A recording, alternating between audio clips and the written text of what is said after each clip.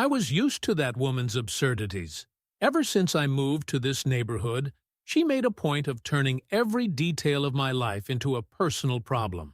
If the grass in my garden was a centimeter longer than she considered acceptable, she complained. If I washed my car in the garage, she turned up her nose and made comments about wasting water. But this time, she outdid herself. The day started normally. I woke up, had my coffee, and got ready to leave the house. I had an important appointment that morning and was already running a bit late. I took my key, opened the door, went down the steps to the balcony, and my car wasn't there. I blinked a few times, confused. I was absolutely sure that I had left it parked in the garage the night before. That's where I always parked, right in front of my house, without blocking anyone, without breaking any rules. But now there was nothing but the empty space where my car should have been. For a moment, I thought that perhaps I had forgotten and left the car parked somewhere else, but that didn't make sense. I never parked on the street, and besides, I clearly remembered locking my car there the night before. My mind started spinning with possibilities. Perhaps a tow truck had taken it away for some reason, but I had no outstanding fines. I hadn't left the car in a prohibited place, and there was definitely no reason for the town hall to tow my vehicle. It was then that a detail came to mind. The woman, HOA Karen, the one who thought she owned the neighborhood. I don't know how, but something inside me was sure that she was involved in this. She had picked on my car before, saying that it didn't match the neighborhood standard. Yes, the standard of the neighborhood. Because, in her mind, the neighborhood needed to look like a real estate advertisement all the time. And apparently, my car didn't fit her ideal of perfection. Last week, she had already sent me a ridiculous notice, saying that my car detracted from the aesthetics of the street, as if I was parking a junkyard on the lawn, when in reality, my car was clean, well-maintained, and exactly where it should be. The difference is that I ignored it, because, in the real world, she had no power whatsoever to decide who can and can't have a car in their garage. But now, looking at my empty garage, a horrible thought crossed my mind. She wouldn't have had the nerve to call a tow truck and have my car taken away, would she? I mean, nobody would be that crazy, right? But the more I thought about it, the more it made sense. Because, you see, I knew my car hadn't been stolen. The neighborhood had cameras, and there was no sign of broken glass or a break-in on the garage floor.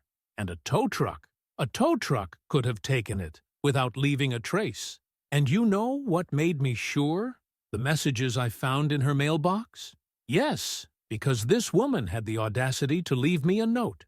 I picked up the folded piece of paper, and, before I even opened it, my blood was already boiling. Your vehicle has been removed for not complying with HOA regulations. If you wish to reclaim it, please contact the towing company. I couldn't believe what I was reading. This wasn't a fine. It wasn't an official notice from the city. It was simply a ridiculous ticket that she had written with her own hands. In other words, she called a tow truck on her own and had my car taken away, as if she had some kind of authority to do so. And you know what made it worse? The second line of the note. The vehicle has been relocated to a more appropriate location. Relocated, not towed. Relocated. It was as if the car was a piece of junk that she had decided to move to a place that, according to her, blended in better with the neighborhood. My heart started racing. If this woman really did it, if she really had the audacity to have a tow truck take away a car that wasn't even hers, I knew I was about to deal with the biggest absurdity of my life, and I was going to make sure she paid dearly for it. My head was boiling. I held that ridiculous note in my hand, feeling my blood boil with every word I read. Your vehicle has been removed for not complying with HOA regulations. If you wish to reclaim it, please contact the towing company. The vehicle has been relocated to a more appropriate location. Relocated. This woman had the audacity to have a tow truck remove my car from my own yard without any real justification, and she had the nerve to write it down as if it were an official procedure. as if she had some kind of authority over my property. My heart was racing with rage, but at the same time, a question was hammering away in my head. Where the hell was my car? Because that note didn't say where it ended up. No address, no phone number for the towing company, nothing. And that's when I knew I had an even bigger problem. I couldn't just take my car back. I didn't even know where it was. I took a deep breath and tried to think. First, I checked my cell phone to see if there was any email or message from the HOA about the tow. But there was nothing.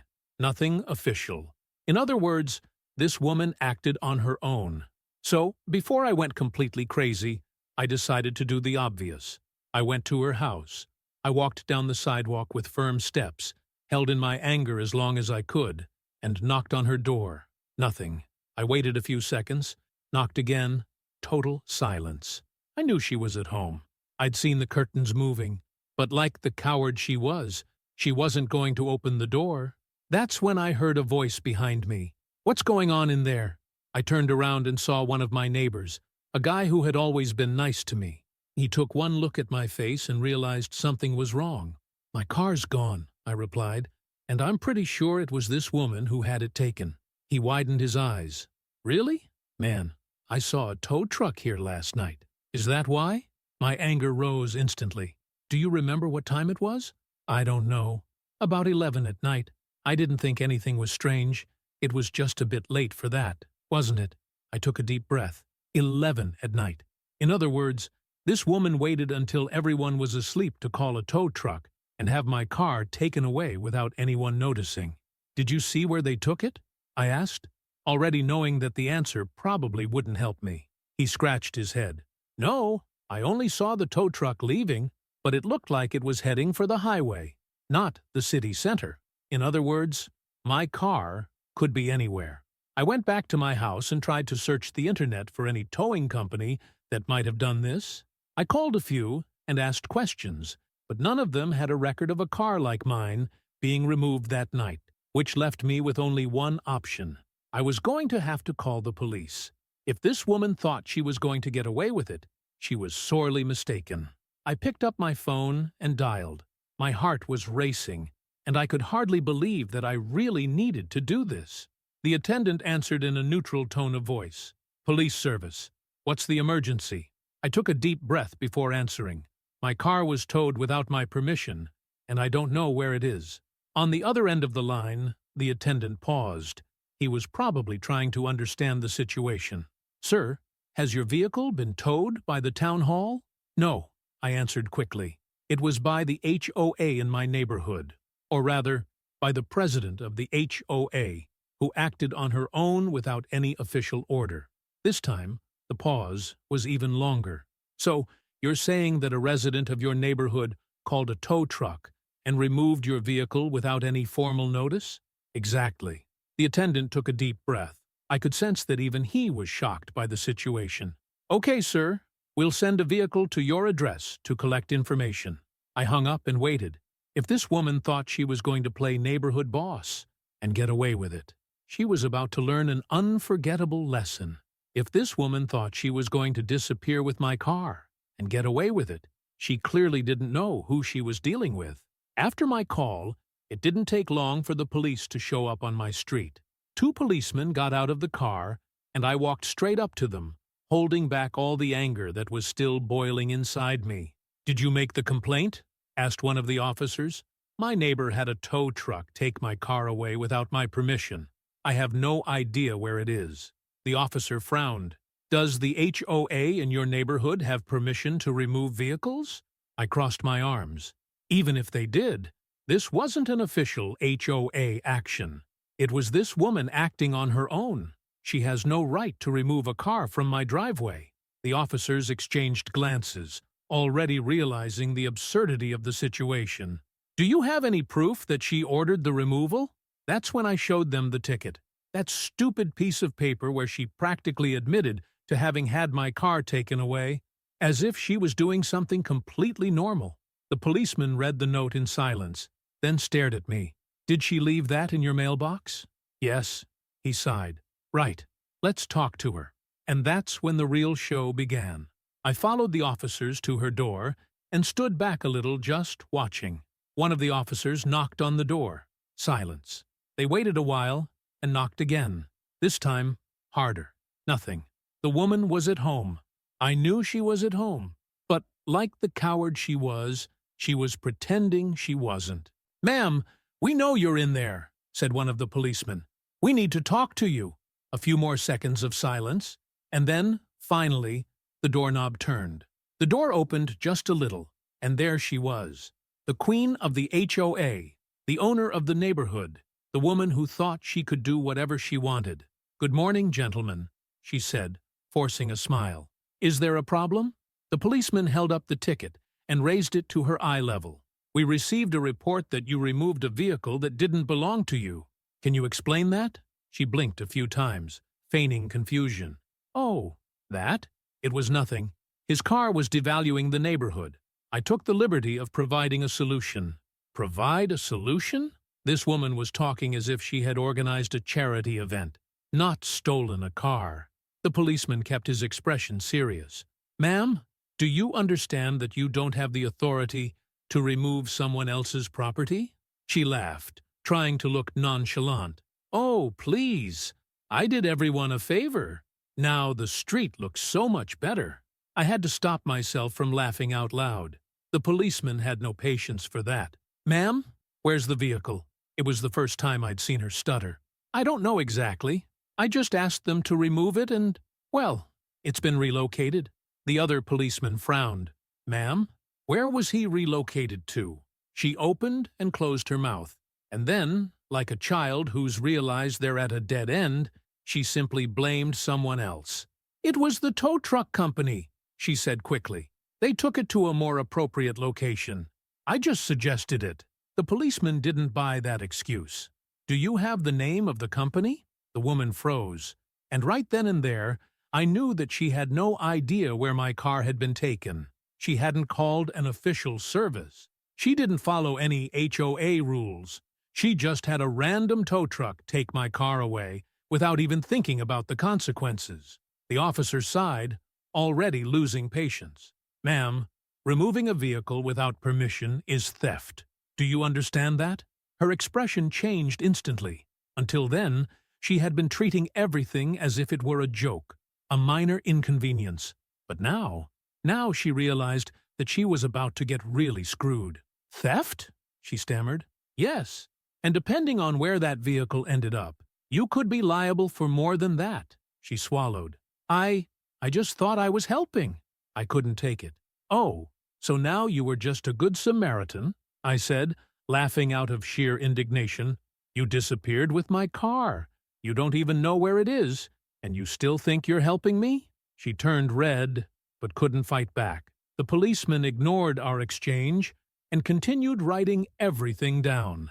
"Ma'am, either you cooperate and give us information about this tow truck company, or we'll have to take this to another instance."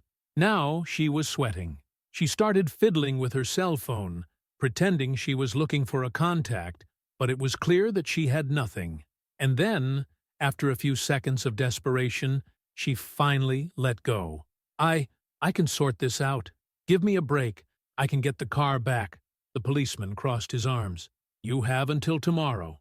If the vehicle isn't found, we'll take other measures."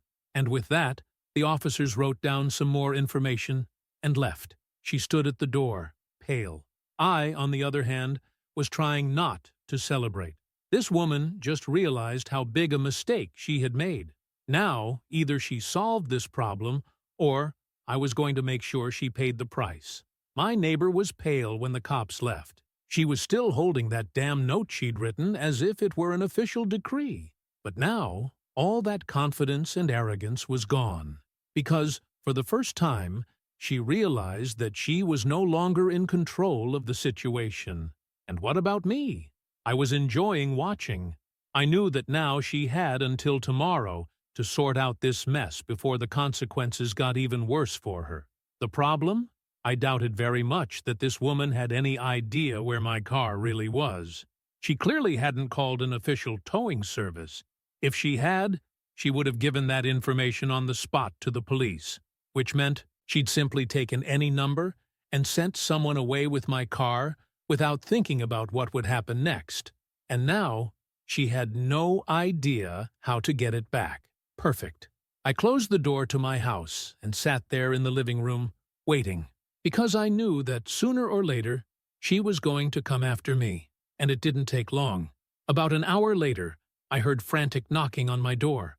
I opened it slowly, and there she was, this time without her usual arrogant posture, without that look of superiority. The woman was nervous, sweating, holding her cell phone in her hand with trembling fingers. I'm trying to sort this out," she said quickly, without even greeting me. I crossed my arms, not hiding my smile. "That's good, because otherwise the police have already made it clear what's going to happen." She bit her lip and looked around, as if checking to see if anyone was listening. And then, the bombshell. "I can't get through to the tow truck guy," she admitted. So that was that. She didn't even hire a real company. She probably took the contact details of some service provider and had my car towed away without any kind of documentation, which meant that my car could literally be anywhere. I crossed my arms and let out a low laugh. "So, let me get this straight. You had my car taken away without knowing where it was going, and now you can't get in touch with the tow truck driver who took it?"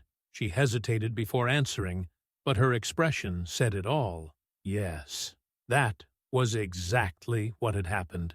She had tried to take control of a situation that didn't even need to exist, just to show that she was the boss of the neighborhood, and now she was sunk in her own stupidity. I'll keep trying," she said quickly. "Just please don't let it go any further." She wanted a deal. Now that she'd seen what a mess she'd gotten herself into, she wanted me to just forget the whole thing and leave it at that. But you know what the problem was? She didn't care one bit when she did this to me. She didn't give me a warning. She didn't try to talk. She just decided she could do whatever she wanted and drove off with my car. And now, she wanted my mercy? This woman needed to learn the hard way. "I'll give you the same deadline as the police did," I said, still smiling. "Tomorrow my car has to be back. If it's not, well, I hope you have a good lawyer." Her face went white, and then, without saying another word, she turned on her heels and ran back home. The next morning, I woke up and went straight to the window, and to my surprise, my car was there. Or rather, a tow truck was unloading it in my garage. I stood there with my arms crossed, watching as the driver did his job. And do you know who was standing on the sidewalk, frowning, watching everything? Her. The woman who did everything she could to get rid of my car now had to watch it go back to exactly the same place as before. I expected her to come and try to talk to me again, maybe make up some ridiculous excuse to try to get out of it. But no, she just walked into the house and slammed the door, because she knew. She knew that, at that moment, she had lost. But the best part was yet to come, because, even after my car came back, the police didn't give up on the case. A few days later, I was called to give my official statement, and, to my delight, I discovered that the HOA had opened an internal investigation against her. In other words, she was removed as president. Yes, she spent years controlling every detail of the neighborhood, sticking her nose where it didn't belong, making everyone's life hell. And now she no longer had any power. The HOA and the police made sure she had to pay an absurd fine for the illegal removal of my car. And what about me?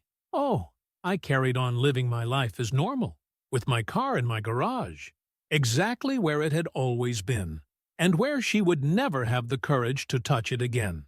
If you liked it, don't forget to comment, leave a like, and subscribe to the channel.